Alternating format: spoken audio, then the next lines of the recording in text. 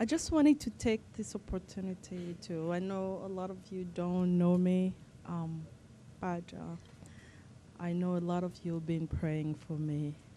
Um, in pretty much the last 2 years, I had battled cancer, and I went through 4 months of chemo, three surgery, and radiation and everything.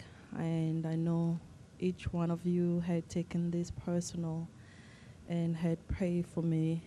And I just wanted to take this opportunity to say thank you from the bottom of my heart.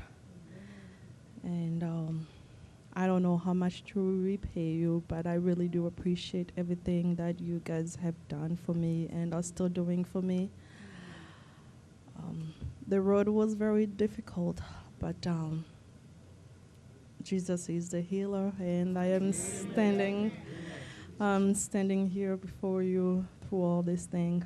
I'm not gonna speak long, but I just wanted to give a little testimony for my last surgery that I went through in March.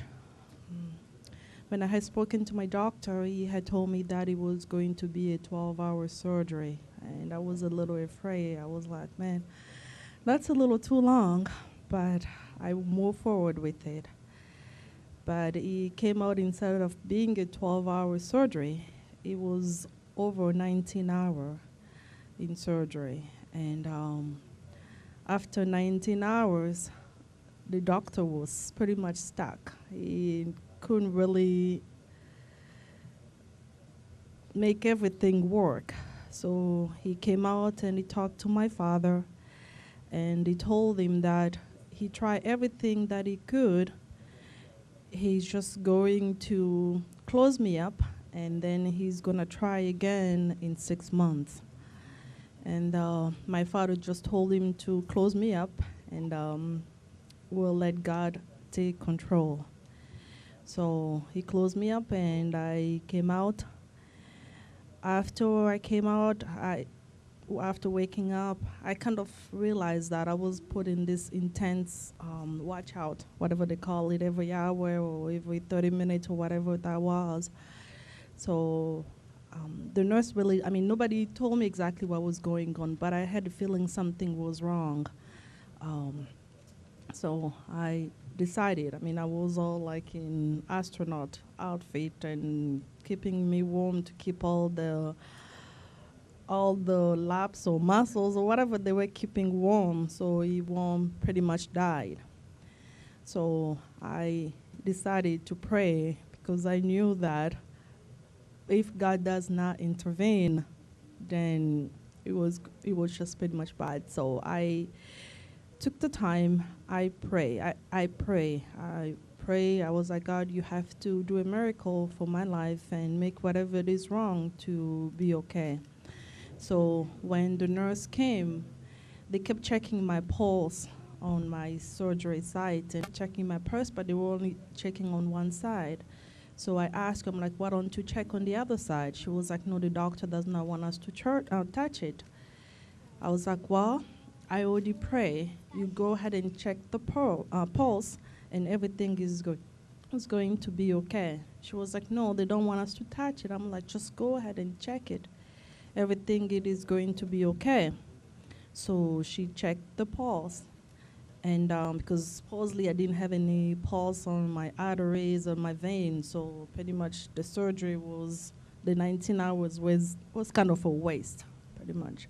So when she checked the pulse, and she was able to hear something, but she didn't really realize what she was supposed to be listening to.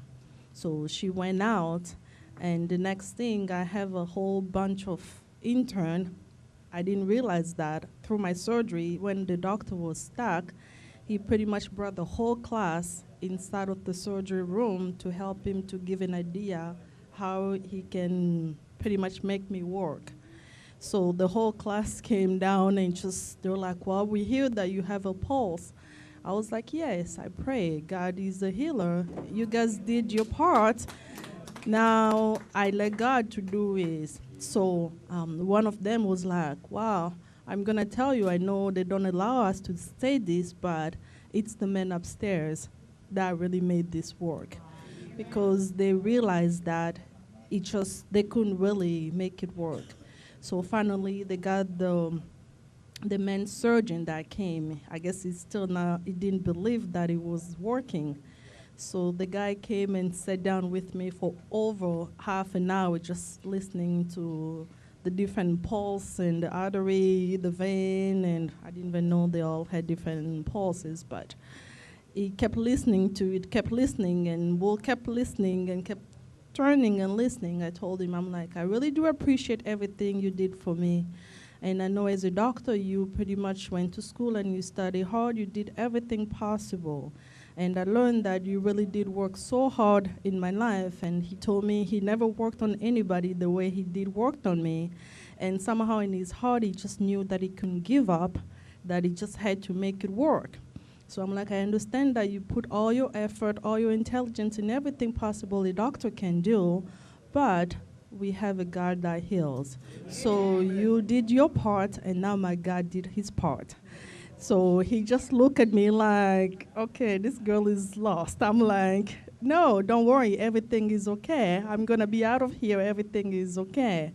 But they still didn't want to let me to go home, so they kept me for a whole week just to make sure that everything was okay. I told them everything was okay because I know God had healed me. So, and then from there on, I mean, because the radiation had killed pretty much all the vein and kind of, I don't know, whatever the radiation did, it kind of just messed up everything. So I was like, don't worry, everything is going to be okay. I'm going to go home and everything is going to be okay.